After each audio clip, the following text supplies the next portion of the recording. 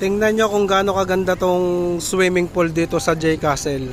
Oh, napakahaba po nitong swimming pool na to. Tapos meron din siyang pangbata. Ang kagandahan dito sa swimming pool na to, tong napapansin nyo to, mababaw lang po yan. At doon naman po sa kabilang parting yan po yung medyo malalim. Tapos meron pang magandang view ng Taal. Yan yung Taal Volcano.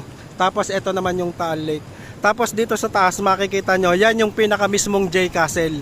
Yang nasa taas na yan.